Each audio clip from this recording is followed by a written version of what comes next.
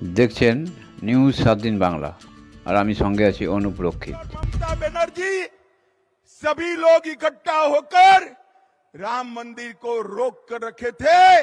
मोदी जी ने 2019 में इसका भूमि पूजन किया और 22 जनवरी 2024 को मोदी जी इसका प्राण प्रतिष्ठा करने वाले हैं।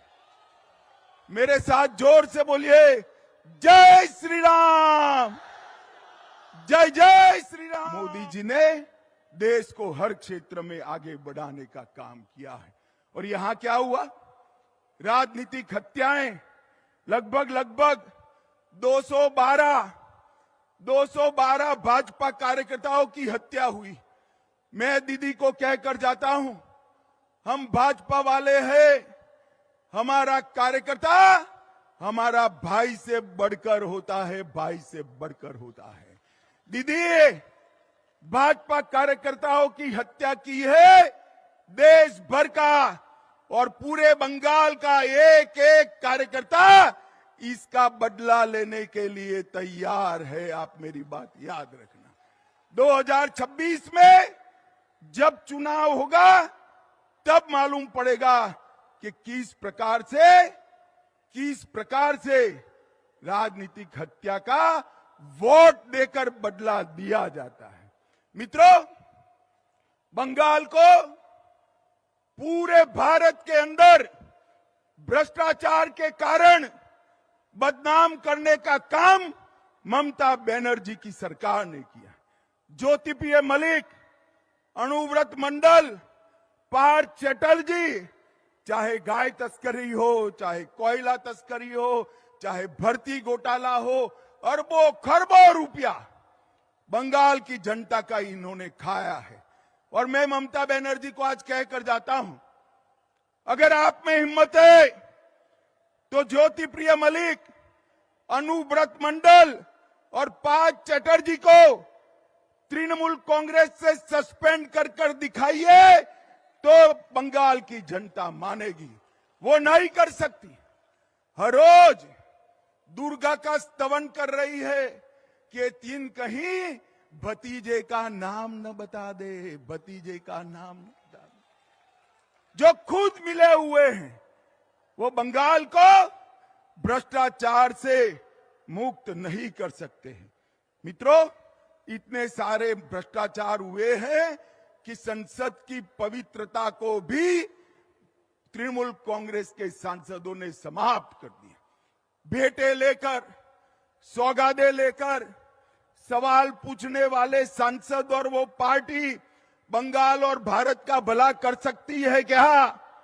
जोर से बोलिए, कर सकती है क्या? भाई और बहनों, अवैध घुसपैठ चरम सीमा पर। आसाम की जनता ने भाजपा सरकार बना दी। आसाम की सरहदों से परिंदा भी पैर नहीं मार सकता। और बंगाल में सोशल मीडिया पर कोई रख रहा है कि अगर घुसपैठ कर आए हो और आधार कार्ड चाहिए, वोटर कार्ड चाहिए तो इस नंबर पर संपर्क करिए। बंगाल पुलिस चुप। मुझे बताओ भाइयों बहनों, जिस राज्य में इतनी घुसपैठ होती हो वहां कभी विकास हो सकता है क्या? जोर से बोलो, हो सकता है? और इसीलिए ममता बनर्जी सीएए का विरोध कर रही है, सीएए कर नहीं दे। मगर मैं आज इस सभा में कहकर जाता हूं, ममता दीदी, सीएए देश का कानून है, इसको कोई रोक नहीं सकता और हम सीएए को लागू कर रहेंगे। भाई और बहनों,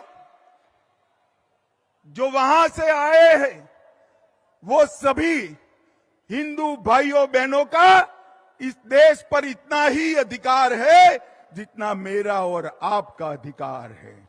उनको अपने अधिकार से कोई वंचित कहीं नहीं कर सकता। मित्रों, ममता जी को मैंने कई बार पूछा, वो उल्टा हमें हिसाब पूछती है कि मोदी जी ने बंगाल के लिए क्या किया। ममता दीदी, आप मेरा भाषण जरूर सुन रही होगी। मैं हिसाब लेकर आया हूं, कान खोलकर सुन लीजिए, हिसाब लेकर आया हूं। जिस सरकार में आप मंत्री रही, यूपीए सरकार, जिस सरकार को आपने समर्थन किया, उसने 2004 से 14 में बंगाल को क्या दिया? ग्रांट इन एड और डिवोल्यूशन का सिर्फ 2 लाख करोड़ रुपया दिया। कितना दिया भाइयों बहनों, बोलो तो? और मोदी जी ने 2 लाख करोड़ के सामने 10 साल के सामने 9 साल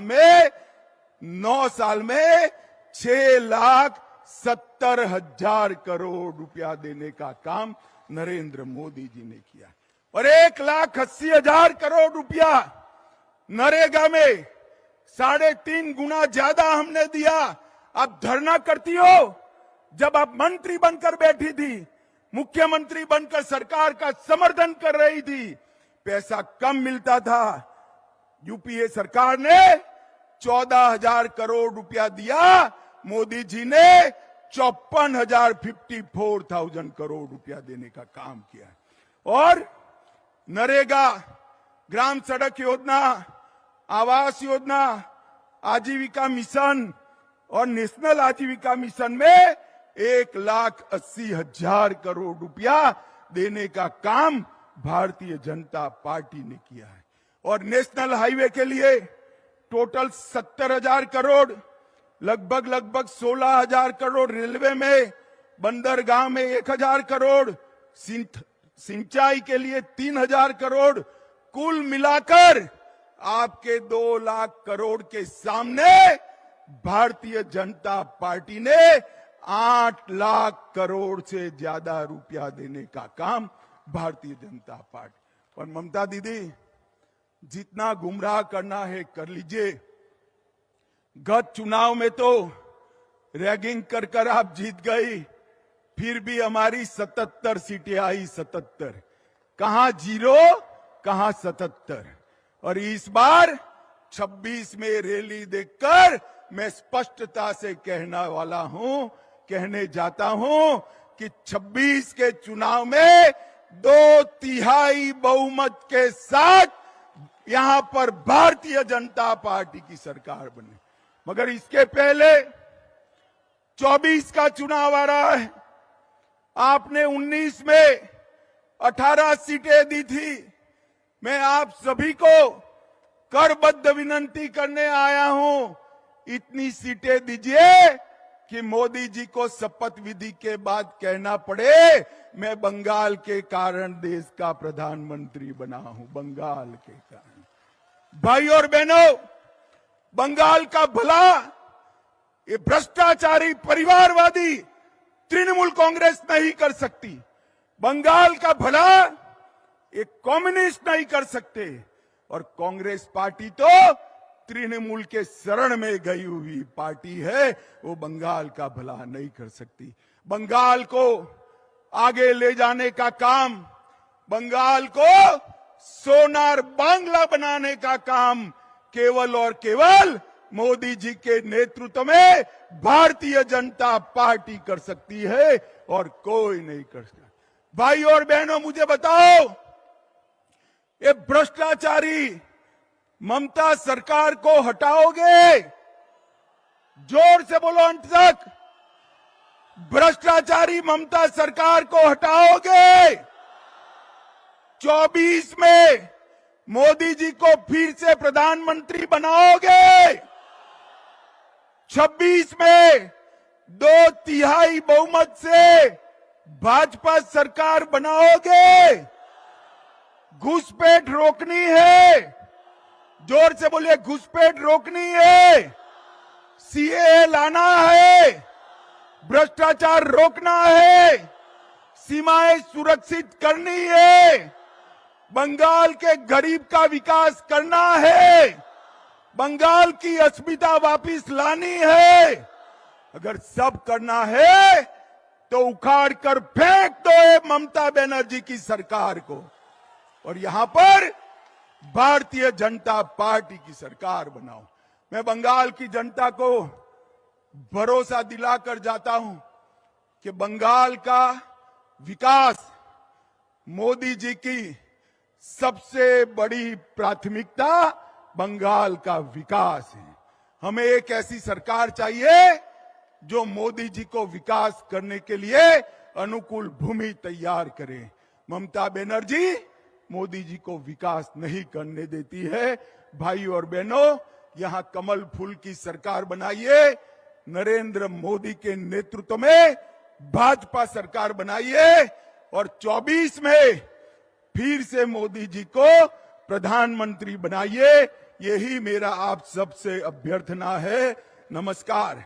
मेरे साथ बोलिए, दोनों हाथ ऊपर करिए जरा, अंत तक, पीछे तक, दोनों हाथ ऊपर करिए और प्रचंड आवाज से बोलिए, भारत माता की, भारत माता की, वंदे वंदे।